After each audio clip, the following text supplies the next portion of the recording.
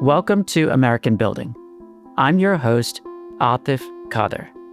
Join me as we explore the skylines and strip malls, the crosswalks and rail crossings, the balconies, the buildings, and the boroughs shaping the next generation of real estate. Let's build common ground. Today's guest is developer Tesho Akindele of Camp North End in Charlotte, North Carolina. Tesho is a former pro soccer player who turned his competitive drive into a interest in real estate and neighborhood building after his Major League Soccer career. So Camp North End is a major 20-acre redevelopment project in Charlotte. It's a sprawling multi-building campus that's built on a historic industrial fabric. The site itself combines production and maker spaces, restaurants and bars, creative office suites, event venues, and public plazas, all woven into the original buildings.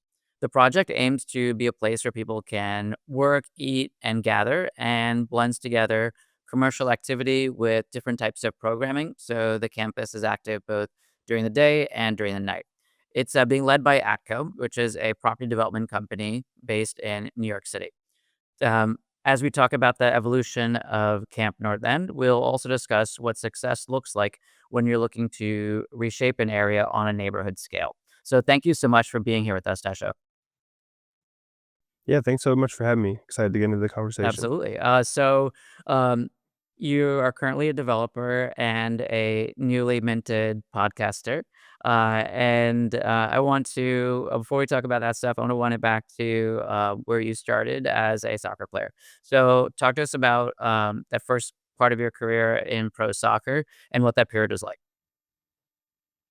Yeah, I'll even so like where it started for me as a soccer player, I got to give props to my dad because my dad's Nigerian actually. So as soon as I could walk, he had a soccer ball in front of me. My dad was my coach for most of my life. He really pushed me to that next level. And I was going to school to be an electrical engineer actually, and ended up leaving early because I got drafted to play Major League Soccer. So I got drafted to Dallas. I played in Dallas for 5 years. Got traded to Orlando, another 4 years in Orlando. So had a great 9-year career, was able to play obviously all over the country doing that. And then I also represented Canada where I was born. And through playing with Canada, I got to kind of travel the whole world. So just, I mean, every kid's dream is to be a professional athlete. So the fact that I made it and was able to live that, I feel beyond lucky. The fact that it lasted 9 years, where most careers are much shorter than that, I feel extremely lucky. So, just it feels almost too good to be true, but it happened. Totally. So let's dig into that a little bit more. So you started off college. You mentioned studying electrical engineering. That feels very familiar as the immigrant story. So totally appreciate that. You were at SMU, correct? Is that right? So I went to the School of Mines for engineering, and then SNHU is where I got a degree while I was playing soccer. There was an online kind of partnership between SNHU and MLS to allow players to get a degree. So my engineering though was at called the Colorado School of Got Mines. it. That's in Golden, Colorado, right? Oh, Yeah, got it. Golden. Yeah, my, Yep, my yep, brother lived in yep. Golden, so I've actually seen your campus. It's a very nice campus. It's pretty beautiful. Yeah, it's really nice. And okay, so you played for two different clubs within the MLS team format. And talk to us about those two experiences in terms of skill development, leadership development, and understanding perhaps the communities that you were playing in Dallas and Orlando. Yeah, that's a really interesting way to phrase that question. So I guess in terms of like skill development and leadership development, I think back to when I first get drafted, and any American player has this experience where you're the best player on your team when you're 10, 11, 12, all the way through high school, through college, you're the best, and I experienced that through my life, used to being the best player on my team, star of the show kind of thing. Then I got drafted to Dallas, and all of a sudden I'm the worst player on my team, and it's just a big shock to the system. Like you go and you realize, man, this is a completely different level, and who you're competing with is not people from my neighborhood in Colorado or kind of the region like I did in college, but it's people from all around the world. Like I had teammates from Europe, from South America, from all over the place, from all over the country. And so that shock to the system of being the worst player was hard to swallow. But at that moment, you got to look yourself in the mirror and say, how bad do you want it? So I really was able to dig deep and just you're kind of practicing to the side of the main squad that's playing every week, but you just need to keep grinding, stay ready, make sure your skills are sharp, make sure your attitude's positive, and then eventually you do get an opportunity is what I learned. And so, my opportunity came through our team was doing really well my first year. I didn't play at all, not a single minute for the first 6 months. And then our best player actually got a kind of a season-ending injury, which was, terrible for him. But what happened is then we changed the formation. So I went from not playing a single second to all of a sudden I was starting games and I played every single game the rest of the season and was able to win Rookie of the Year that year in MLS. So, it's a good lesson on just like determination when the spotlight's not on you. And I think just staying ready because I saw other people who were kind of in the same situation as me, young guys not playing. And when their moment came, whether it was by injury or by change of tactics, some of them weren't ready, and the coach says, "All right, you're not up to this level and you might not get another chance." So I feel really lucky that I was able to find it within myself to stay focused in that period. And then just transferring, so my first 5 years were in Orlando, and I was always seen as like the young guy, rookie of the year or sorry, in Dallas. That was kind of my perception of the club in the city. And then when I moved to Orlando, I had been in the league for 5 years, and I came into that as a more of like, okay, this is a veteran in the league. And so my role on the team changed a lot, and I just kind of immediately took a leadership role when I was in Orlando. And so it was good to see that where I'm not the young guy anymore. I have some experience. I can kind of coach and mentor the other guys. I've been in the league long enough that they actually listen to what I have to say. So was able to see the league from the point of view of a guy trying to break in and also someone who's been around the block. Amazing. So then, when you were in Dallas, you gained a good amount of recognition because of the way that you performed for the team. Did that translate to time that you spent out understanding Dallas, the way the city is built, the city is organized, or did you have like a laser focus on practice and performance on the team? Yeah, one of my biggest regrets is I had too much of a laser focus on, like, just soccer. So, it's interesting, most people wouldn't think of this, but in my experience, athletes kind of live very small lives in some ways because the only like, when I was in Dallas, I was there for 5 years, essentially the only people I talked to were other professional soccer players. I didn't really spend time with people who were not soccer players or the family of soccer players. The bubble was extremely small, and part of that is because you don't know if you're gonna be traded or leave, and so people are reluctant to put roots down, and you also don't know what people are trying to get out of you sometimes if you're interacting with strangers. So, um, I was very reluctant to put roots down, kept my focus on soccer. My life was kinda small. When I went to Orlando, luckily, I did kinda broaden my horizons, start thinking more about, like, my engagement with the broader community, put down roots a little bit, and just kind of meeting people and talking to and spending time with people who were not necessarily soccer players. And that would be a big recommendation I'd have to other athletes is, don't wait 5 years to do that.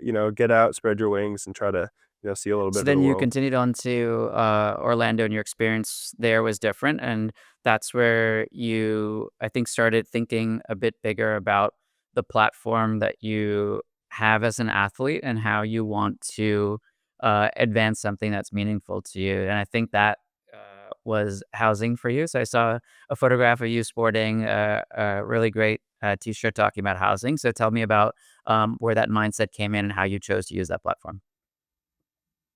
Yeah, this is a really good story. So, what happened was, a couple years before I retired, I realized I'm gonna have to retire from soccer soon. I could see the writing on the wall. I'm getting slower. The young guys are faster every single year. So it's like, all right, I need to figure out what to do with my life. And I had a realization that I had been using social media in a very traditional way that other athletes do, just posting, game day today or pictures of myself playing the sport.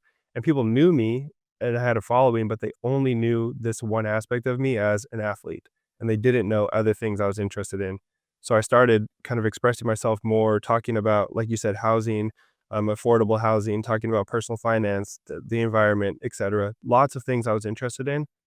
Through that, was able to meet a group in Orlando called Orlando YIMBY, and their group is really advocating for more housing in great neighborhoods, the places where we already have schools and parks and public infrastructure. I thought that was an amazing message, So the way that they frame it is legalize housing. They have this slogan, the YIMBY group. And so we were going to the finals of a tournament actually with Orlando. It's called the US Open Cup. We were playing the finals at home. And so a lot of guys are using that moment to show off their Louis Vuitton or their newest cool outfit. I wore this legalized housing t-shirt, and after the game, we won the tournament, the first time Orlando had ever won at the top level. And I posted the shirt, the picture, and just kind of a rundown of why it's important to build housing in, infill housing in great neighborhoods. And that really just that moment was a turning point in my life that it kind of propelled me from just being seen as an athlete to people really seeing me as I frame it as like an athlete urbanist, kind of like somebody who was an athlete, but also like I had this city building interest and advocacy to me. And I got a lot of followers from like professional people at that point, people who were developers, urban planners, architects, etc., who were in this space because they're like, who is this guy? Professional soccer player wearing like our very jargony t-shirt. And so that was a really great moment in my So you life. mentioned an organization that and its name is YIMBY. So that's yes in my backyard. And in contrast to not in my backyard, NIMBY, which is much more common in the Northeast United States. So I love the fact that you used a platform that you had built through one area of expertise to then start and then deepen your knowledge and then share your opinions, your thoughts, and beliefs in that second area, which is around housing. So I think that professional sports is really fascinating from that regard, but also I'm a little curious about the observations that you had started making about, say, the real estate around stadiums and how housing is or is not integrated, or other uses are is or are not integrated um, around stadiums and athletic facilities, and if that was one of the triggers for you to get thinking about what you wanted to do next. Yeah, so actually, when I was at Orlando, our team got bought by the Will family, which is, they're kind of a family that's made money in real estate, and that's a trend that's happening across sports everywhere right now. Like a lot of people are buying sports teams with like the specific goal of activating the stadium as an entertainment district. So whereas historically, especially in the U.S., stadiums are kind of in the middle of a parking lot, out in the middle of nowhere. That's changing now, and you're seeing that, Orlando's stadium is actually right in the middle of the city, but there wasn't too much built up around it other than single family housing.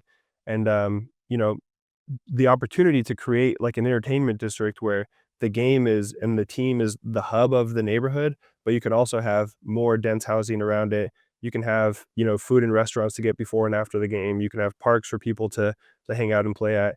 I think you'll start to see a little bit more of that in Orlando, but across the country, you're seeing it all over because it just makes sense. Sports are a thing that really pull people together. It is like an anchor that cuts across all kinds of different lines that we usually divide ourselves on, and sports is the great uniter. If you're in Orlando, you love it. If you're in the Northeast, you're in Philly, you love the Eagles, and so being able to connect with people around that shared, passion is That's important. amazing. I think sports definitely has a long history in diplomacy, from the ping pong matches between the United States and communist China at that point. So I think that's a really neat thing to tap into, and of course the activation of physical space around stadiums. So super interesting. Okay, so you're a player, and then at some point you become a developer. How did that transition happen? So I went back to Old Faithful, I went back to social media, and I was looking. I knew I was gonna move to Charlotte because we were moving for my wife's job, and so I said, "Alright, who are the people in Charlotte who are developers?" But I had a specific passion for building walkable neighborhoods. I wanted to build infill development and, something that I could be proud of working on and proud of when it's done, just saying, I was a part of this. And so I saw a couple groups in Charlotte doing those, and one of them was ATCO, like you mentioned at the beginning, and the project Camp North End. So I said, "All right, how do I get in touch with someone at ATCO?" And I found Damon Hemmerdinger, the president of ATCO. He was on Twitter actually. So I sent him a cold DM and I told him my story. I said, "Hey Damon, Tesho, professional soccer player, about to retire and move to Charlotte. I want to be a developer.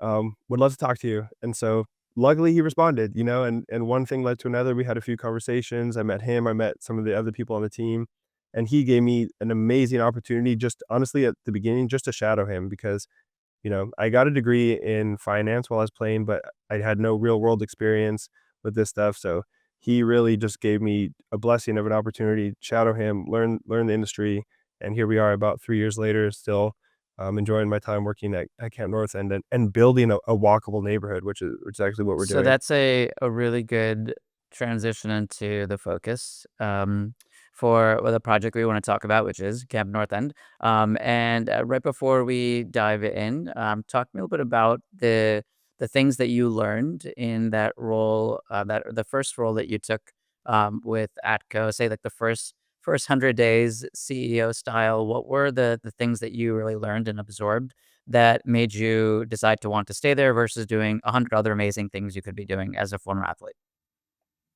Yeah. So when I told Damon, I said, "Hey, I want to be a developer." He's like, "What do you want to do in development?" And I had no idea because like I knew I wanted to be like a part of making buildings come to life, but I really didn't know what that meant day to day. And so Damon, through conversation with him, broke it down.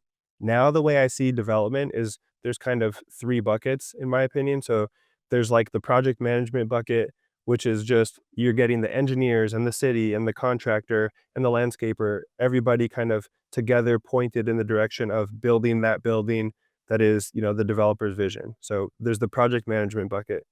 Then there's the second bucket, financial analysis, which is managing the budget. So you got to do the pro forma before the building is built. You got to manage the budget during the process, etc. And then the third bucket, which is, I mean, extremely important and kind of the fuel for everything, is raising money. So you got to talk to investors, talk to banks, etc. Because without money, you can have the best plans and best team in the world, and nothing will get done. So really, honestly, just that basic understanding of the jobs that are available, kind of within development and the skill sets required, was really helpful to learn from Damon. At a smaller shop like where I'm at, we have a small team, so you end up working kind of across all three buckets. Whereas, at some bigger shops, you might be more siloed to you might just be in capital raising, just in financial analysis, or just in project management, for example. So, I've been lucky to get exposure to all three of those buckets in just a short period of Excellent. time. Okay, so you started out in the early role that you had was chief of staff. Is that correct? Yeah, pretty much. They labeled it like that, but honestly, I was just following Damon around. I wasn't helping too You're much. you're, you're hanging a sidecar.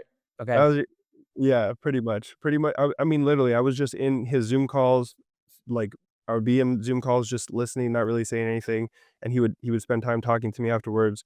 I'd ask him, like, "Why did you make this or that decision? Why did you hold the line on this specific design detail and let another design detail go?" And so he gave me a lot of time to really explore my interests and just see what he's doing Okay. day to So day. you have now been with Camp North End. You said 3 years. Is that correct? Okay. Yep. So give us the big picture on Camp North End. So program, square footages, phasing, unit mix. Like what is the thing? Tell us that. Yeah. So Camp North End in 2017, when Damon bought the project, it's a 76-acre parcel 1 mile north of downtown Charlotte. And the site was all these industrial buildings. The first one was built in the 1920s, and then the rest were built by the Army in the 40s. So he bought this big industrial site surrounded by barbed wire. And what he did slowly is he took down the barbed wire and started redeveloping those old buildings. The first phase was really just placemaking. We were bringing out live music, food trucks, doing art in front of people.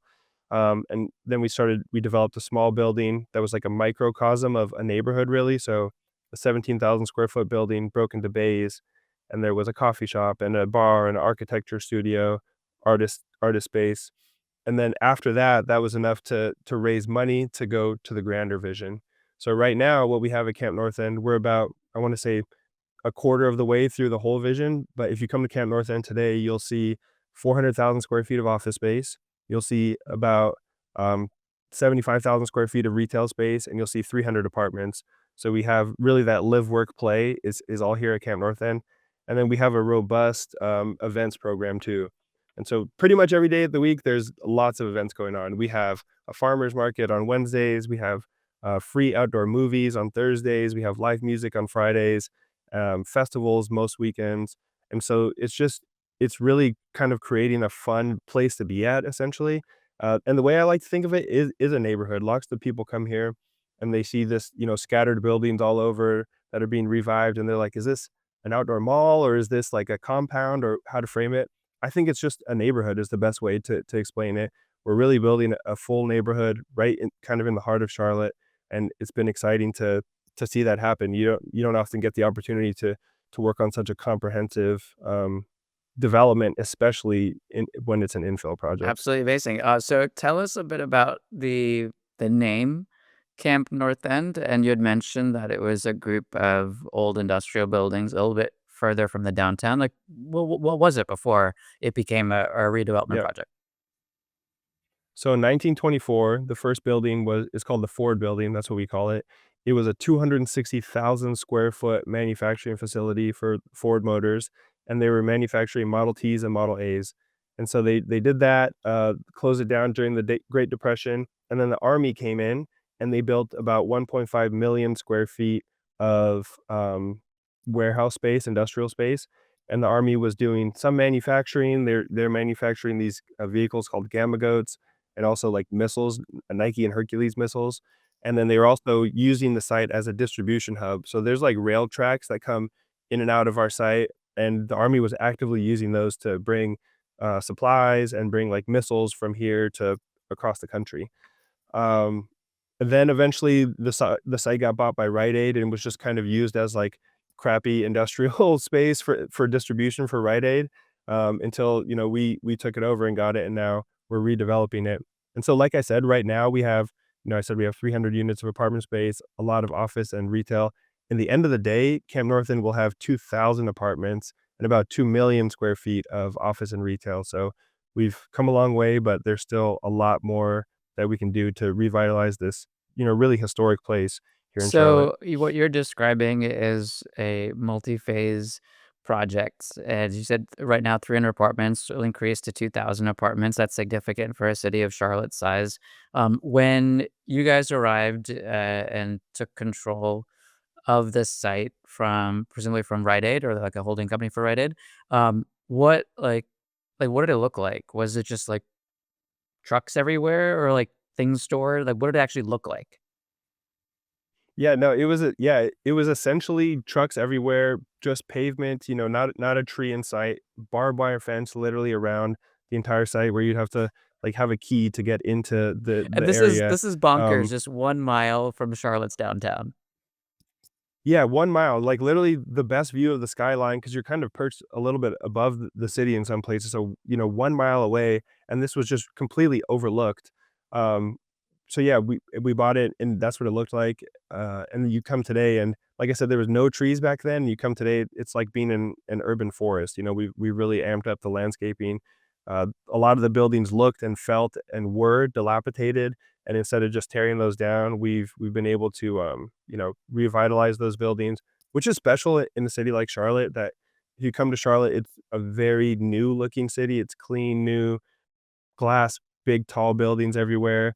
So I think the people of Charlotte were yearning for a place that kind of kept the history and didn't just tear down some of the older buildings. So a site that you just described, or a site like you just described, will likely have issues below the surface. So contamination, remediation requirements. What did that look like for such a large, sprawling industrial site? Luckily, so the whole site is a brownfield site, but luckily, in terms of remediation, there hasn't been too much to do. One of the buildings that we redeveloped, we had to kind of raise the floor and add, it's called like a Cupolex system. It's like an air filtration system, but, you know, relatively minor for what I guess you could have undertaken on such a site with such a long history of manufacturing. As we move forward, the Army is actually out here every once in a while testing the soil. As you move forward, we need to keep that in mind. One thing that's interesting about a brownfield site is moving dirt off-site is extremely expensive, but if you can shift dirt around on-site, it's not as expensive. So in some of our redevelopment efforts, we're actually shifting, like we need to excavate dirt to build our next multifamily building. And instead of shipping it off somewhere else and paying a lot, we're actually moving it to a different part of the site, kind of leveling things out. So we've been able to find ways. It's like a cost savings because we're not shipping dirt out and getting new dirt, especially when it's brownfield dirt. And so, being creative on that and looking at how you can play the hand that you're dealt in some Okay, so sense. that you had some issues, but they weren't grand issues when it comes to the Mhm. below the ground stuff. In terms of other site issues, talk to me about the. I'm sure there's a long list of things that you had to consider before going down the plan of redevelopment. What other things were the to dos or the fixes? Yeah, so I guess the very first thing is the site was zoned industrial. So this is before I joined the group, but the site was zoned industrial and it was seen as such. Damon and the team went before city council and got it rezoned to it's called like UMUD zoning and uh, uh, mixed use zoning Sure. basically, and it's really, really flexible and friendly. I think the only area outside of like the city center that got that zoning initially was us, and so the city that was a great move from the city to just say this we see as a key revitalizing this parcel of land right here, this 76 acres, 1 mile from uptown, is a key part of Charlotte's development, and so their rezoning was a reflection of that. So got that rezoning that allowed us to be creative to build office, retail, and multifamily space. And then another kind of interesting thing is there's a rail track that runs right through the middle of our site, and that's owned by it was owned by Norfolk Southern at the time. And if anybody's out here in the real estate world and has dealt with the train companies, that they're the Yep. boss, like you can't touch their stuff. So we wanted to pave over their tracks to make a road. They really wouldn't let us do that. So we had gravel to get across their tracks, even though it's in the middle of our site. And what happened though is Norfolk Southern ended up selling their easement to the city of Charlotte. And the city of Charlotte is hoping to turn that abandoned rail line into a commuter train. So there's actually a sales tax referendum coming up. By the time this is out, it's probably already either passed or failed here in Charlotte. But that would raise enough money for us to build, there'd be a train built from uptown Charlotte to some of the suburbs about 20 miles north and, a stop right in the middle of our site. So bringing you know, trains right into the middle of the site, active transit trains would be a really great thing. And it's funny because that turned from a real problem where we're dealing with Norfolk Southern who, wouldn't let us touch their easement or pave over it to now the city is the partner. They've been much more flexible in using that easement, and then hopefully they're going to activate it themselves with an actual Amazing. So train. the referendum is most likely next. That's Tuesday, November 4th. November 4th. November Okay. 4th. Yeah, So yeah, hopefully, yeah. when this episode is out in November, we'll be able to congratulate, celebrate, Celebrate. and congratulate Yeah, you guys. So yeah. transportation's a big problem, I'm sure, for major industrial strikes, as you described, and that's a fascinating one that was a very creative solution to come up with, and I guess definitely you were able to get the city as an ally in order to then even have that referendum on the ballot on Tuesday. So if whatever happens for that, congratulations for at least being able to get that piece together, which is great. Yeah, the city has been really supportive. The city and like the surrounding community where we are, a lot of times developers and developments get pushback from the community because for a variety of issues. But where we are, it was actually seen as it's been received extremely positively for a few reasons. So one is we're in the middle of kind of, 8 or so single family neighborhoods, and this was a site, like I said, that had a barbed wire fence around it. So if I lived on one side and my grandma lived on the other side, I couldn't get through. I had to go all the way around this huge site. And so just taking down the barbed wire fence and allowing the public to pass through was huge. And then obviously we redeveloped it, we made the buildings look better. So even people who live there but never come to Camp North End, their commute looks better every single day. There's more trees in their life. There's windows where before they were staring at these big metal buildings that didn't look nice. And then, bringing amenities like coffee shops has been great, plant shops, etc. And also the free events. So you can come into Camp North End and you can have an experience for free, like watch an outdoor movie. You can for free listen to live music or for free, just spend time lounging in our public space, our free public Wi-Fi, or you can have a $5 experience and get a cup of coffee, or a $30 experience and get a dinner. You can kind of have whatever experience you want depending on what you and your family are looking for.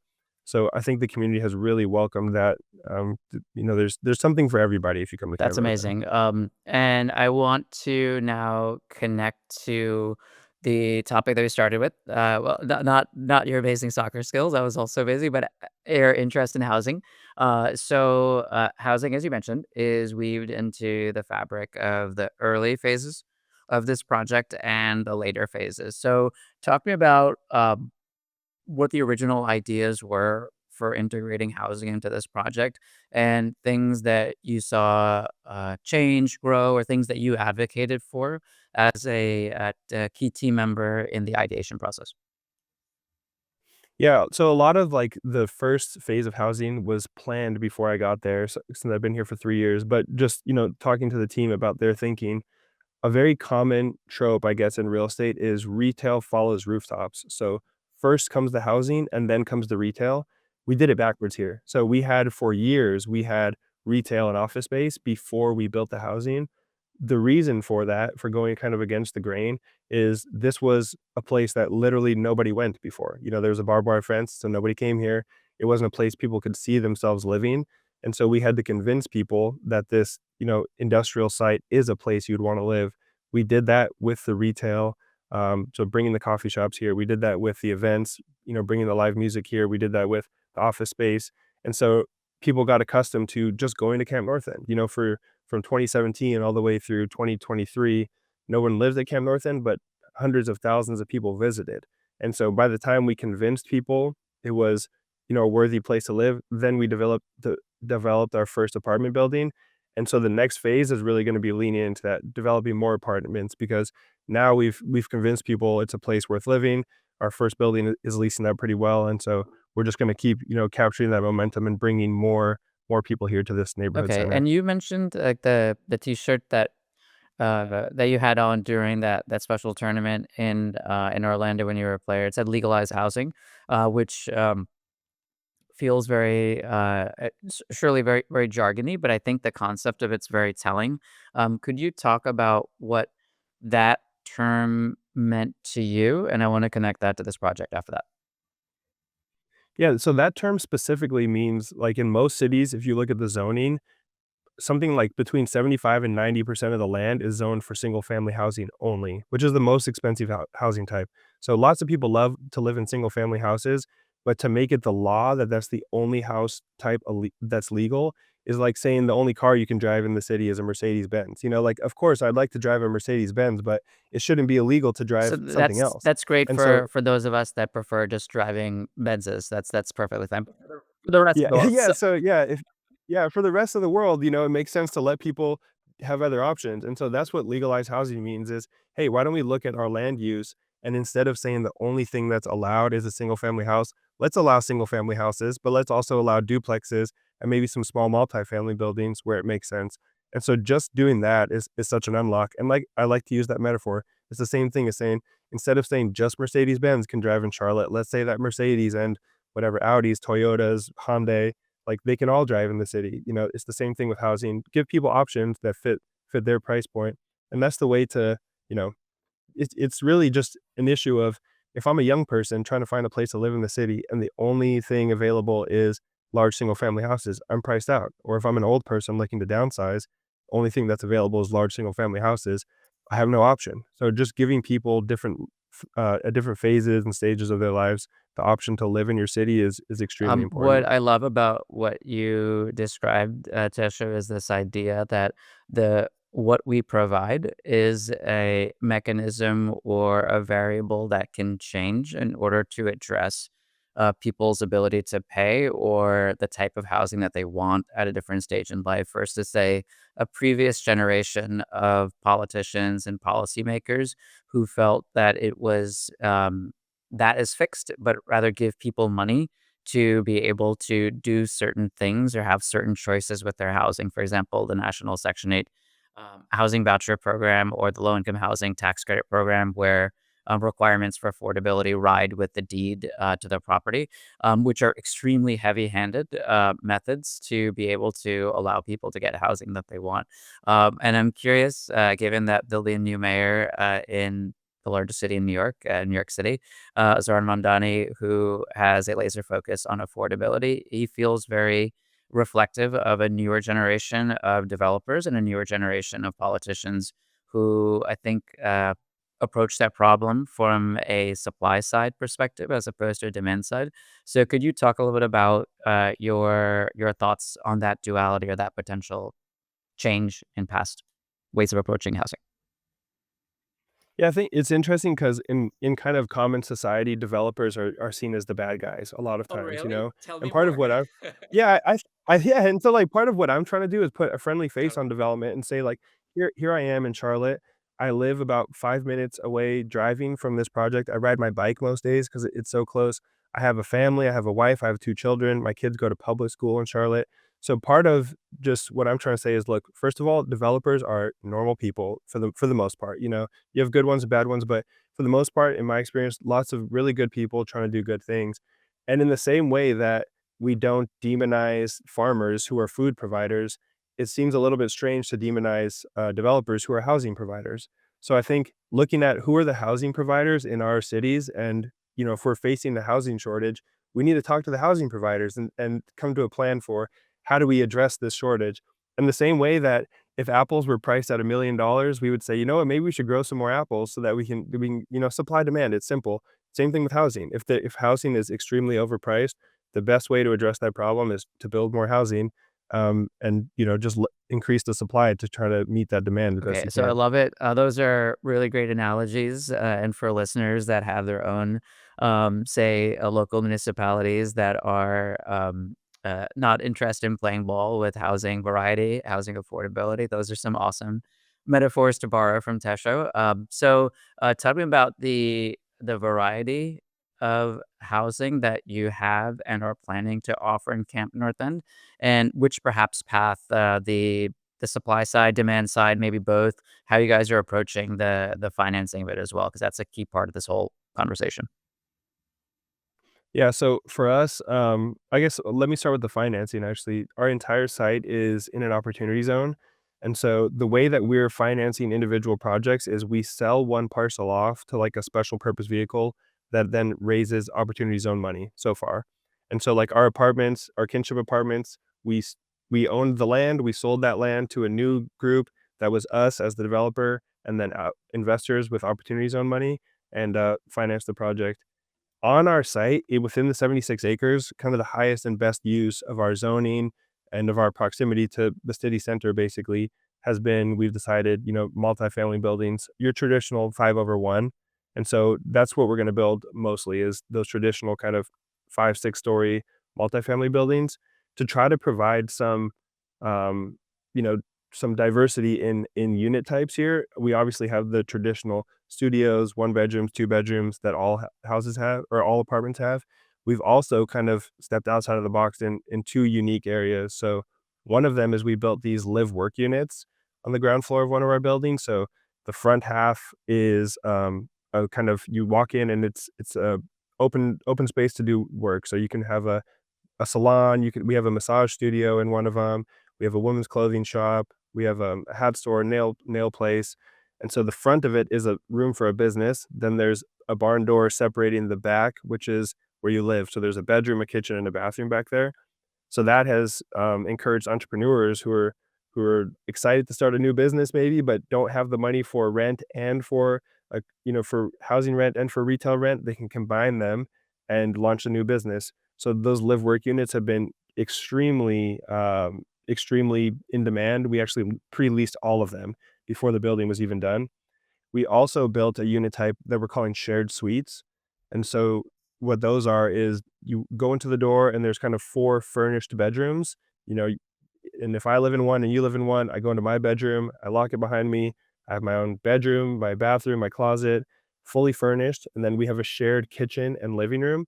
And so those rent for, let's say, about $1,000 a month. It's our cheapest unit per person. And so that gives somebody who's really on a budget or, you know, maybe moving to the area or just graduated school or even a senior who's just looking to downsize, it gives them a really affordable way to live in the middle of Camp North End, which is, you know, an exciting city center. So I think you'd be hard pressed to find $1,000 anywhere else in the city of Charlotte that you can live, especially fully furnished, and, you know, we're offering And that I here. think what is so interesting about what you're describing is the ideas aren't like out of thin air. There's precedent for them is the idea of live work units have been around since the medieval period. And the idea of shared suites, it's the American college experience since World War One. I love that you're using precedents that already exist without having to try to reinvent the wheel. And now you mentioned opportunity zones. So for folks that may not be aware, opportunity zones are relatively new tax advantage program that allows for the use of capital gains taxes that otherwise would have been paid to the federal government to be invested in real estate in particular locations defined by census tracts, like the one that is where Camp North End is located. And for anyone that's interested in finding out more about that, I did a talk about that at the Yale Real Estate Conference recently. So in the show notes, I'll include a link to my Notion page, which gives you the deck and all the information that I put together for that talk recently. So feel free to use that. So talk to us a little bit more about the financing of, say, with the opportunity zone as the foundation of the capital stack that your team built to finance this multi-phase project.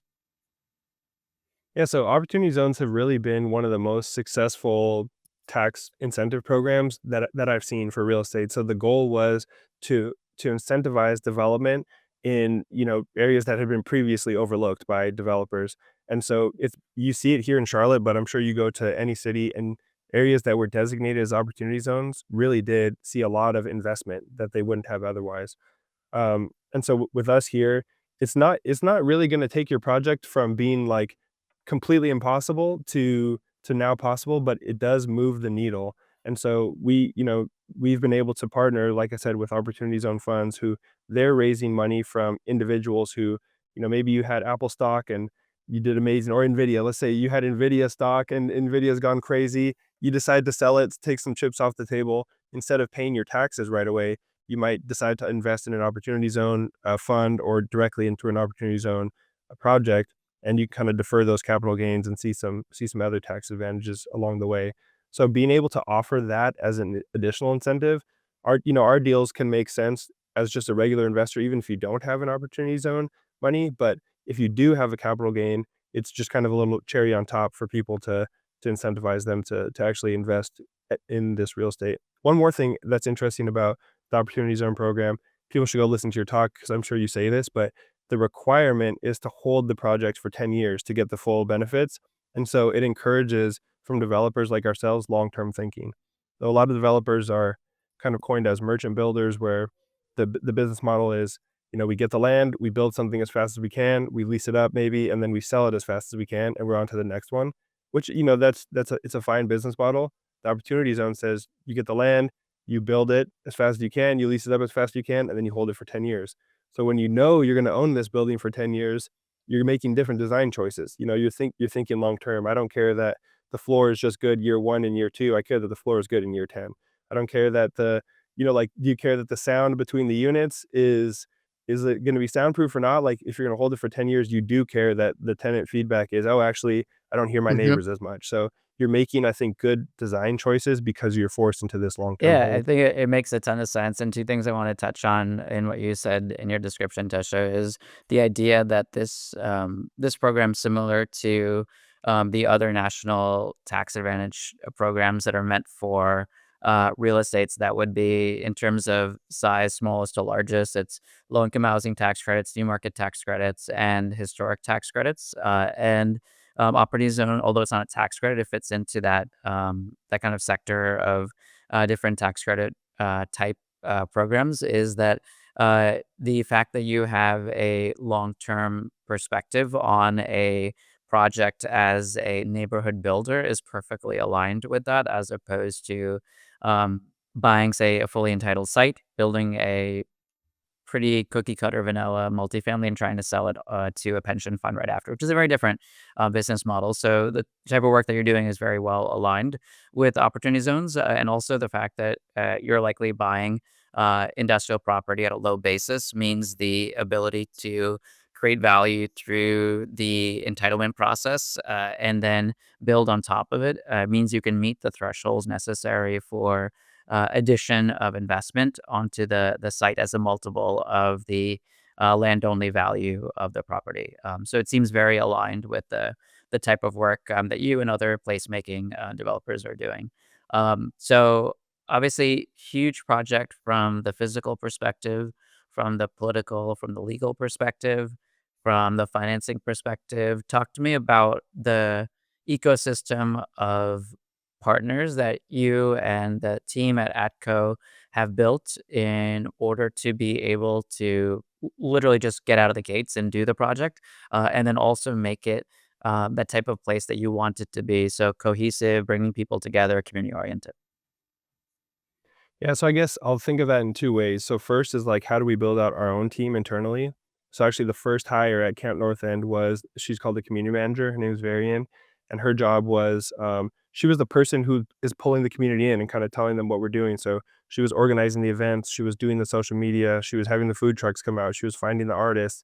So, community manager is a really important person. Another unique staff member we have here, his name is Alex, and his job is placemaker.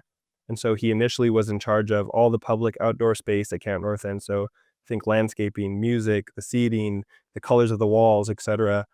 He's grown that role as we build our apartments to looking at some of the interior spaces as well. So you had the community manager, placemaker. Now we have a more like an events team, an events and marketing team who has pushed our social media following over 100,000 just on Instagram alone. Brought our events have brought over 1.1 million people in the last 12 months to the site. So that's been very impressive. And then we have kind of my side of the room, which is development, construction, project management. And so there's a few of us here that are doing everything from, base building work on the old buildings, like remediation, to building out the apartments, and then to even like we have office space here. And while our office tenants do their build outs, we have someone on the team who kind of walks with them through that process and makes sure that their build out is as smooth as possible. And then with more partners, what people don't think about is just how intense it is actually to run a project like this, like on a neighborhood scale. And so like a full team of landscapers, for example, a full cleaning staff, a full security staff, like 24/7 security out here to make sure that when people come here, they feel blanketed in safety. Those types of people have been just completely instrumental. And we actually have a property management team here on site too. So just making sure that the thing runs smoothly, like it's not only about building something beautiful and then, all right, we did our work. Every day, like you need to make sure the trash is picked up.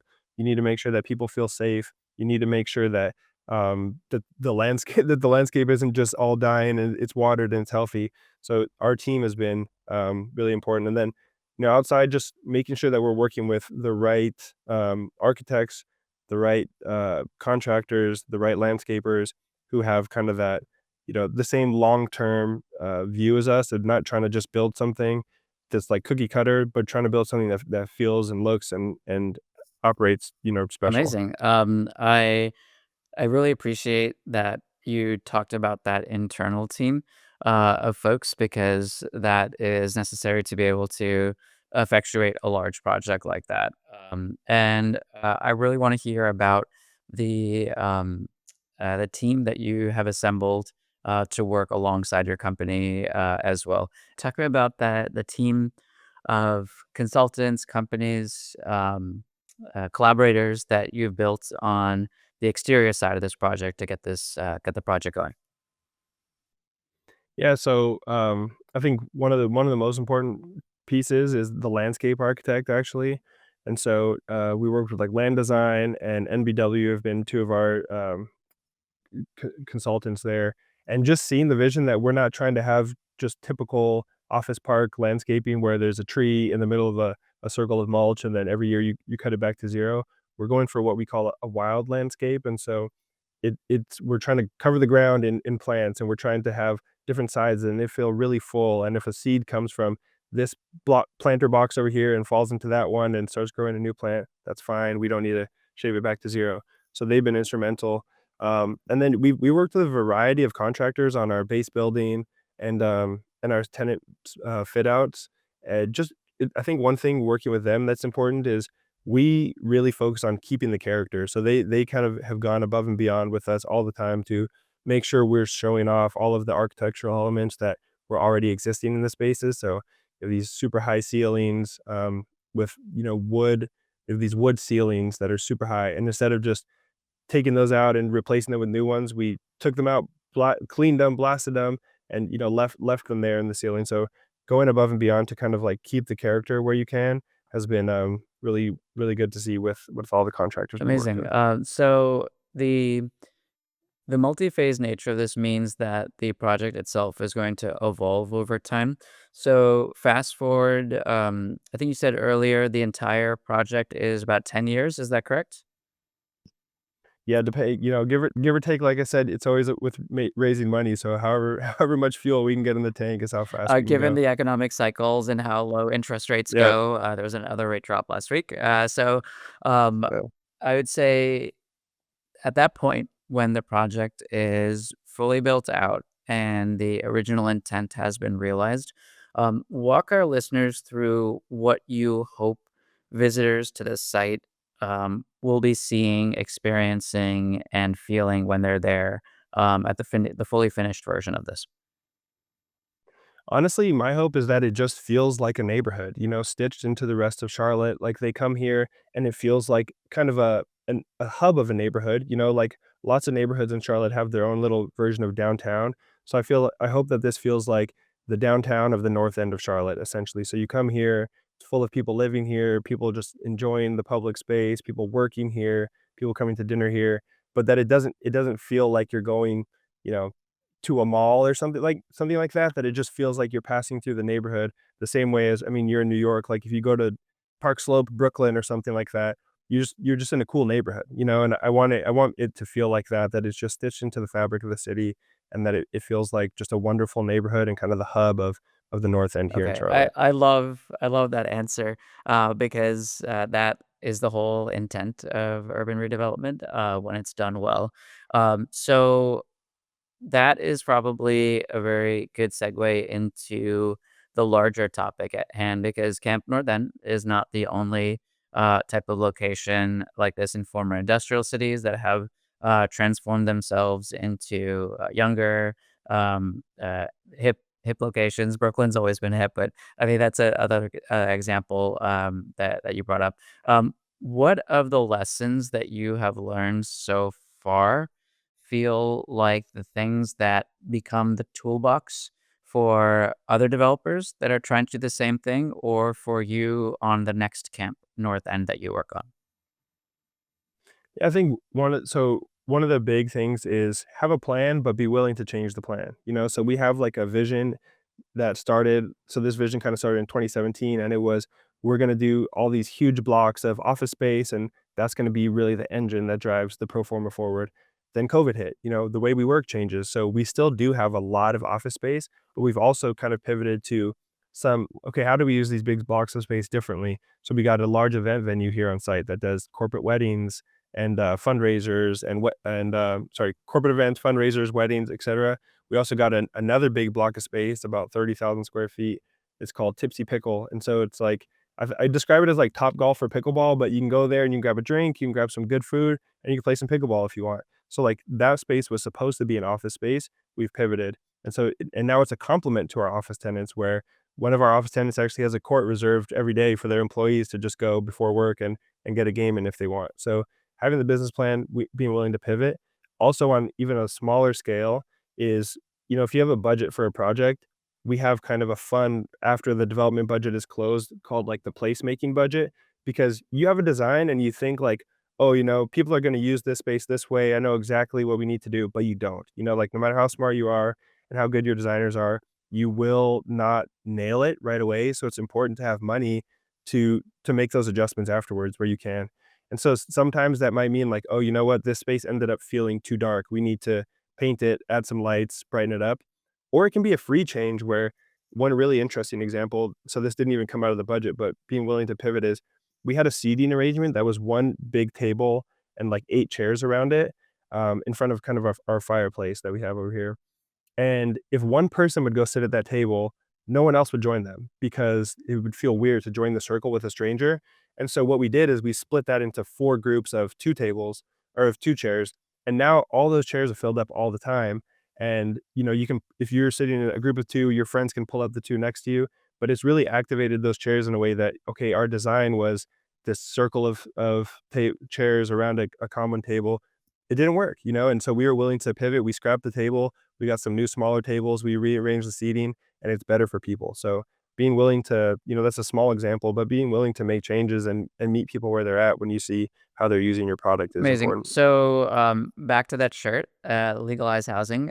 So we talked about the product itself in terms of housing, but an important part of making housing integrated to the community is the ability to hire locally, work, uh, give people the opportunity that live nearby to be able to participate through workforce development or other types of programs like that to really stitch the project together socially, culturally, economically with the stuff that's around it. Talk about any of those any of those types of initiatives that you have done or are looking to do down the road. Yeah, so I guess what comes to mind there is in the north end of Charlotte, before we got here even, there was a group of communities and they all had their community associations advocating for stuff like that, workforce development, et cetera. That group, we actually gave them office space here in the middle of Camp North End. And so they host, seminars for the community to whether it's something like some people need internet access, they're getting people in the community internet access. Some people need job training, they're getting people job training. So we've seen a lot of that. And then a lot of our office tenants as well, like Ally Bank is one of our office tenants. They obviously do a lot for like financial education and training here. Google Fiber is one of our office tenants. They do a lot to connect our site with super fast internet, but also all the surrounding communities. Because at the end of the day, you can have a beautiful place, but if people can't get to it or afford to spend money there, it doesn't matter. Same with the apartments. You have beautiful apartments, people can afford them, it doesn't matter. So building up the infrastructure around us has been really important. Amazing. So you talked about the retail and the commercial spaces and how the activation of them is really important for creating this community. So you're currently and you're continually doing commercial leasing. Leasing. Tell our listeners about some of the opportunities that you see down the road and how if someone's interested in leasing a space or if they know somebody that knows somebody that wants to lease the space, how they can get in touch with you about those opportunities. Yeah, so, we have lots of different types of opportunities available. Like I said, we have apartments, but we also have really small offices from, private offices all the way up into the really big opportunity out here is the 260,000 square foot, Ford building that we have. That can be demised into smaller spaces, but historic building from the 1920s, beautiful when we redevelop it. So if you're out there and you have an office space need anywhere from 1,000 square feet all the way up to 260,000 square feet, you can call me. You can find me on the Camp North End website. You can find me on social media anywhere. There's not too many Tesho Akindele, so call me and we can definitely solve your office needs or entertainment too. If someone has a big gym or another kind of interesting art exhibit type of thing that they're looking for space, like I said, our plan stays flexible. So we do have a lot of space available in that future development and even existing today that some office tenants or some entertainment tenants can come and fill. Amazing. So similar to the way that you were able to open the next chapter of your career through the magic of social media and just messaging, DMing the founder of ATCO. Perhaps listeners, if you're interested in one of these spaces, you can do the same thing. Just DM Tesho, and then the next chapter of your business will be flourishing. So hopefully, Yeah, let's get a 260,000 square foot lease through a DM. That'd be pretty awesome. let's see if we can get that one going. So Yeah, great. really, really appreciate your time today, Tesho, and really enjoyed hearing about your past and how you are weaving that into the work that you're doing at ATCO. So thank you so much for your time. Yeah, thanks for the opportunity. I mean, I feel really lucky to be here. A lot of people want to get into the development industry, and I got into it kind of in the best way possible, really building better So neighborhoods. amazing. I'm Atif Kader, and thanks for joining me on American Building. If you enjoyed this episode, be sure to subscribe on your favorite listening app and leave a rating and review. America's housing crisis is one of our greatest challenges, but what are the real solutions? Hear from the developers and other industry experts driving meaningful change. Get our exclusive guide, Housing in America: 8 Ways We Can Solve Our Way Out of a Crisis, at AmericanBuildingPodcast.com.